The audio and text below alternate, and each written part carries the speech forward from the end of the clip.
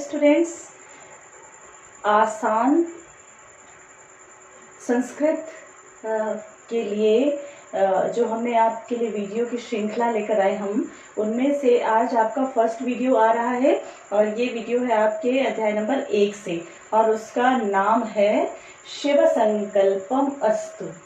शिव संकल्पम अस्तु है ना। शिव का अर्थ क्या होता है?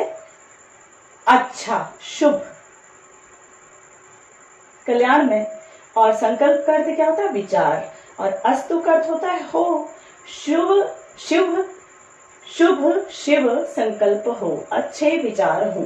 ये आपके अध्याय नंबर 1 का शीर्षक है और ये अध्याय आपका शुक्ल यजुर्वेद से लिया गया है।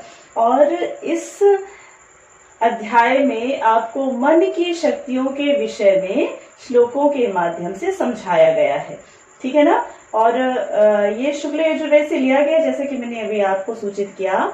और वेद कितने होते हैं? 4 होते हैं, ऋग्वेद, सामवेद, यजुर्वेद और अथर्ववेद। उसमें से जो यजुर्वेद है उसके अंतर्गत शुक्ल यजुर्वेद आता है, उससे ये आपका अध्याय लिया गया है। और इसमें शिव संकल्प, अच्छे विचारों की कामना, इच्छा की गई है।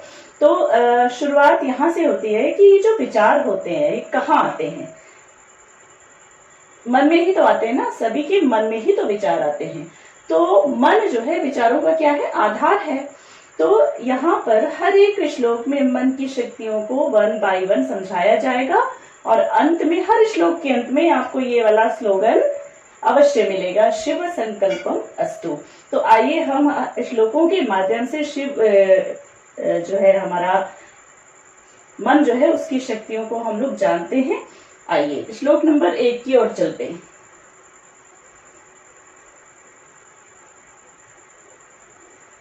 ये है हमारा श्लोक नंबर 1, है ना। ये देखिए देखिए, ओम यज्जाग्रतो दूरम उदेति दैवम तदुसुप्तस तथैवेति दूरंगमं ज्योतिषां ज्योतिरेकम तन्मे मनः शिव संकल्पमस्तु। इसमें जो है मन की शक्तियों का विश्लेषण आरंभ हो रहा है। जो मन जागृत अवस्था में दूर दूर विचरण करता है वही मन सुप्तावस्था में भी वैसा ही रहता है।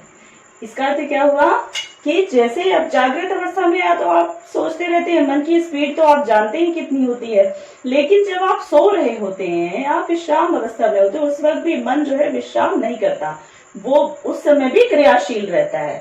तथैवैति मतलब वैसा ही होता है, क्रियाशील रहता है। और जो आपको सपने इत्यादि आते रहते हैं ना, वो उसी की वजह से आते रहते हैं। और उसकी अगली विशेषता क्या है कि वो इंद्रियां जो होती हैं उनका क्या होता है? नियंत्रक होता है, राजा होता है, कंट्रोलर होता है मन। जैसी मन की इच्छा होती है वैसे ही इंद्रियां उस ओर दौड़ पड़ती है ना।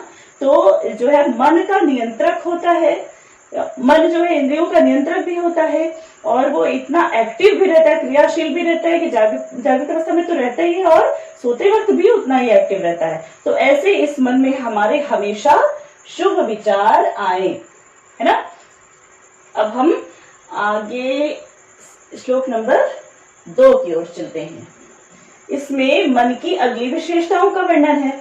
तो आप देखेंगे, ये देखिए, ओम येन कर्माण्यपसो मनीषिणो यज्ञे कृण्वन्ति विदतेषु धीराः यदा पूर्वं यक्षमन्तः प्रजानां तन्मे मनः शिव संकल्पमस्तु। इसका अर्थ ये है कि जिस मन के द्वारा मनीषी लोग, विद्वान जन, बुद्धिमान जन यज्ञ आदि संपन्न करते हैं। अब यज्ञ का अर्थ यहाँ पे हवन वाला यज्ञ ही सिर्फ नहीं है, जितने भी महान कार्य होते हैं वो सब यज्ञ कहलाते हैं। जो कुछ आपने अच्छा संकल्प लिया है ना, जैसे आपने स्कूल रोज आने का संकल्प ले लिया, आपने स्कूल को समय से आने का संकल्प लिया और उसको आपने फॉलो किया, उस पे आप दृढ़ रहे, तो वो भी आपका यज्ञ ही कहलाएगा। और वो इस मन के द्वारा ही होता है। संकल्प कहाँ आते हैं? मन में आते हैं। विचार कहाँ आते हैं? मन में ही आते हैं। तो इस मन के द्वारा बुद्धिमान लोग, विद्वान लोग यज्ञ आदि संपन्न करते हैं। और जो धैर्यवान लोग होते हैं उनके अंदर धीरज की स्थापना भी मन के ही द्वारा होती है। और जो मन अपूर्व है, जो मन हमेशा से ही विद्यमान था, उपस्थित था, वो आज का नहीं है, वो हमेशा से ही उपस्थित था, और जिसके द्वारा यज्ञ आदि शुभ चीजें संपन्न होती हैं, ऐसे इस मन में हमारे अच्छे विचार आए, शुभ विचार आए, शिव संकल्प आए। श्लोक नंबर 3 की ओर चलते हैं, जिसमें आपको मन की अगली विशेषताओं के विषय में आपको समझ में आएगा। ओम यत् प्रज्ञानमुच्चेतो धृतिश्च यज्ज्योतिरन्तरमृतं प्रजासु यस्मान्न ऋते किंचन कर्म क्रियते तन्मे मनः शिव संकल्पमस्तु। अब ये मन जो है वो इतना ही इसका शक्तियां नहीं, इसके आगे की भी शक्तियां, संसार का जितना भी नॉलेज है, ज्ञान है, उत्कृष्ट अच्छे से अच्छा ज्ञान है, उसका आधार भी ये मन ही है ना। और मन जो है सभी जीवों में समान रूप से विद्यमान है, अमर है मन, ठीक। और इसकी सबसे बड़ी विशेषता क्या है? यस्मान न देते कि किंचन कर्म करेते। ये लाइन इंपॉर्टेंट, इसको आप लिख लीजिएगा। तो यस्मान न देते, ऋते का क्या होता है? बिना, है बिना, जिसके बिना, जिस मन के बिना कोई भी कार्य संपन्न नहीं हो सकता है। अगर मन ही नहीं होगा तो आप कोई भी काम आपका होगा ही नहीं, ये बात सच है। तो इसलिए ये मन कितना इंपॉर्टेंट है ये आप जान चुके ना। तो ऐसे इस मन में हमारे हमेशा अच्छे विचार आए। तन्मे मनः शिव संकल्पमस्तु। मे का अर्थ यहाँ पे क्या होता है? मेरा, मेरा। अस्मद में षष्ठी विभक्ति होती है, मम में आवयो न अस्माकम न। तो ये मे का अर्थ मेरा, मेरे मन में शिव संकल्प आए। अब ये 4th श्लोक में हम आ गए। आइए 4th श्लोक को सीखते हैं और समझते हैं।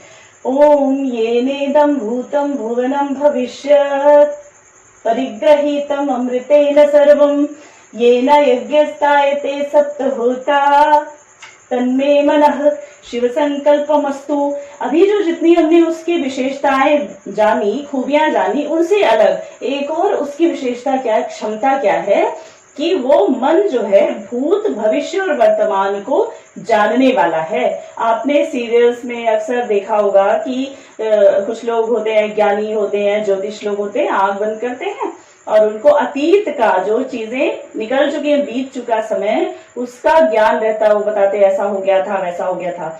और इसके अलावा आगे की भी चीजें वो आपको साक्षात बता देते हैं।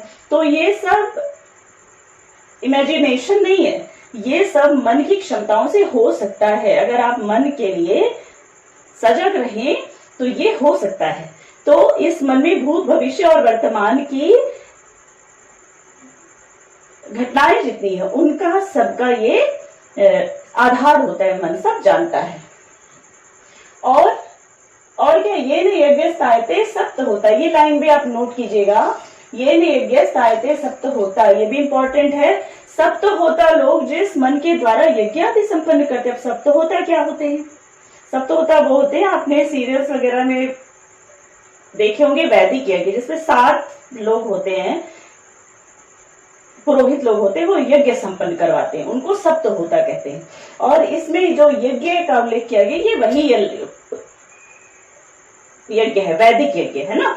तो जिस मन के द्वारा सप्त होता लोग यज्ञ आदि संपन्न कराते हैं, ऐसे इस मन में हमारे शुभ विचार, शिव संकल्प आए। राइट।